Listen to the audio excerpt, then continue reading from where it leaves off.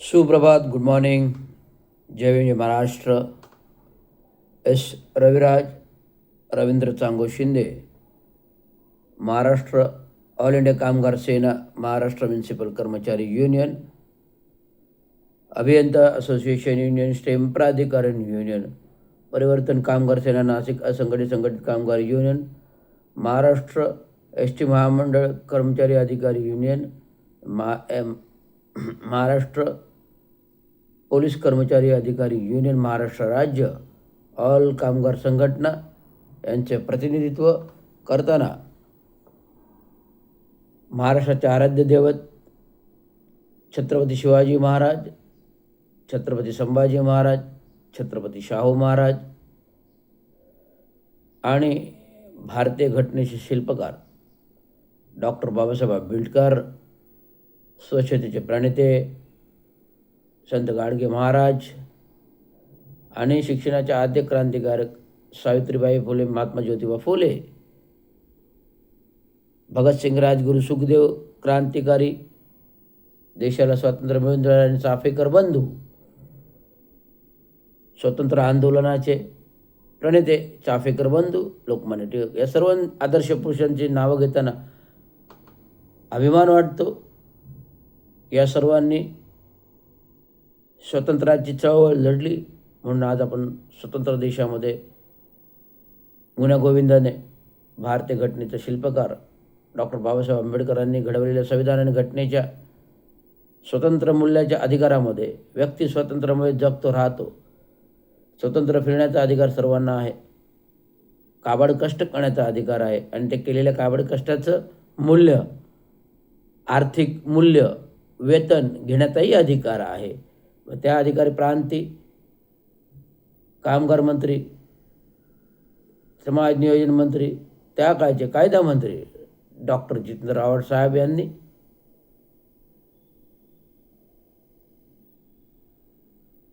असलेल्या डॉक्टर बाबासाहेब आंबेडकर यांना अभिवादन करून माननीय जितेंद्र आव्हाड,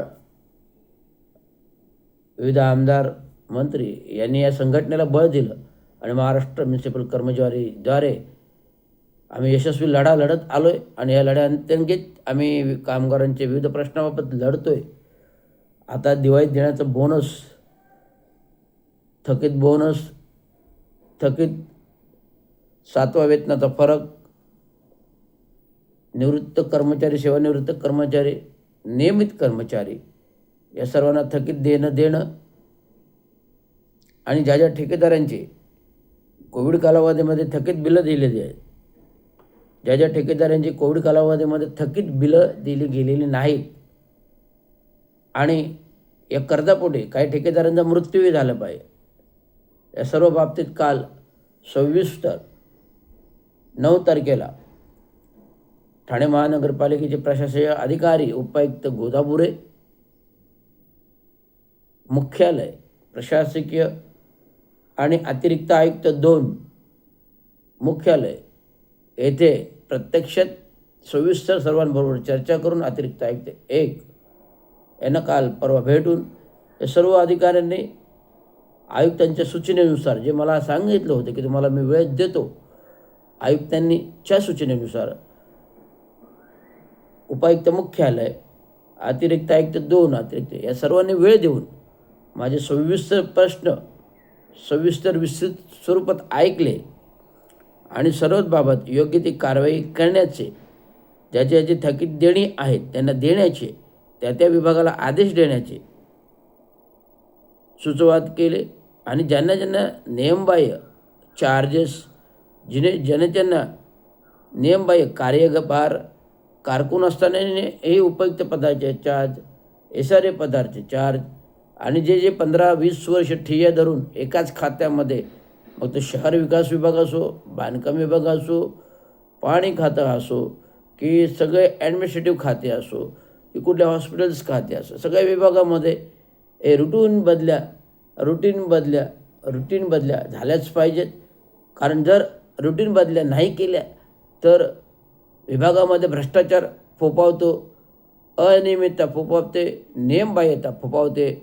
म्हणून रुटीन बदल्या करणं गरजेचं असल्याचे मी प्रशासनाला सुचवात केले आणि त्याप्रमाणे प्रशासनाने पण मान्य केलं की प्रशासन म्हणते हे अशा गोष्टींकडे प्रशासन लक्ष देत नाही. पण शासनसेवा नियमावली आहे, GR आहे, शासनसेवावाली नियमावली आहे, GR आहे. 3 वर्षामध्ये प्रत्येक कर्मचाऱ्याच्या बदल्या होणं क्रमप्राप्त आहे. मग तो सफाई कर्मचारी असो, मुकादम असो, क्लर्क असो किंवा वर्ग 1 वर्ग 2चे अधिकारी असोत.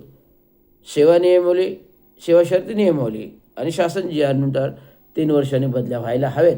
परंतु 3 वर्ष झाली, 5 वर्ष झाली, 7 वर्ष झाली, 10 वर्ष झाली, 15 वर्ष झाली, 20 वर्ष झाली एकेका ठिकाणी काम करत आहेत, परंतु बदल्या होत नाहीत. 2010मध्ये R.A. राजीव आयुक्त होते.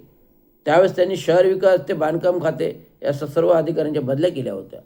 तदनंतर 10 वर्षाचा 15 वर्षाचा काळ गेला, एकही बदली झालेली नाही, एकही बदली झाली नाही. तत्पूर्वी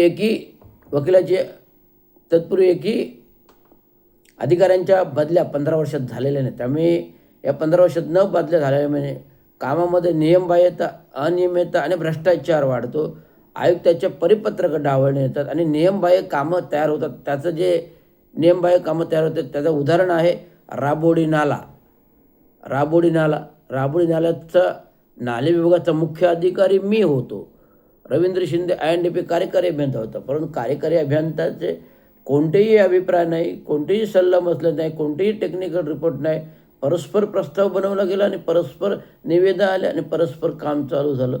त्यामुळे सदर काम जेव्हा चालू झालं तेव्हा मी हरकत घेतली आणि मी हरकत घेतल्यामुळे कुठेतरी लोकप्रतिनिधीला डिवचल्यासारखं झालं आणि त्यांनी मला जाणीवपूर्वक बाहेर काढण्यासाठी निलंबन केलं गेलं. काही कामाचा भ्रष्टाचार नाही, फक्त हरकत घेतली. आणि दुसरा मुद्दा, एकनाथराव शिंदेंच्या कार्यकालामध्ये कुठल्याही गाय नसताना मला विनाकारण निलंबित करावं लागतं. या सर्व गोष्टीची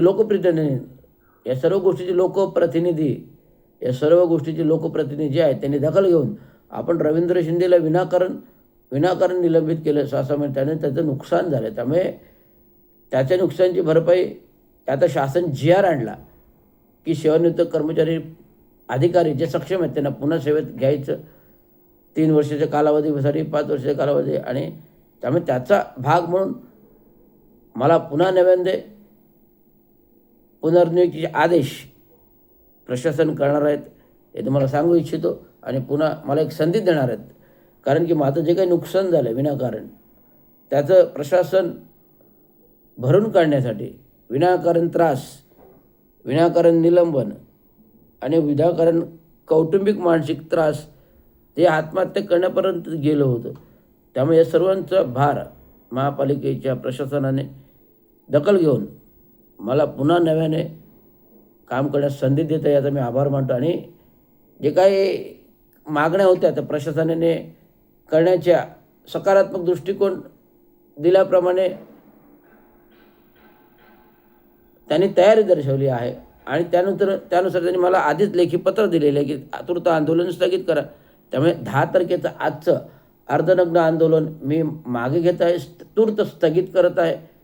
जर कामे नाही झाली तर 15 दिवाळीपूर्व कामे नाही झाली तर 15 दिवसांनी पुन्हा आंदोलन जागृत होईल हे तुम्हाला सांगू इच्छितो. आणि पोलीस विभागालाही सांगू इच्छितो, जे पोलीस अधिकारी विनाकारण दम देतील, आंदोलन दाबण्याचा प्रयत्न करतील, जे पोलीस अधिकारी ज्या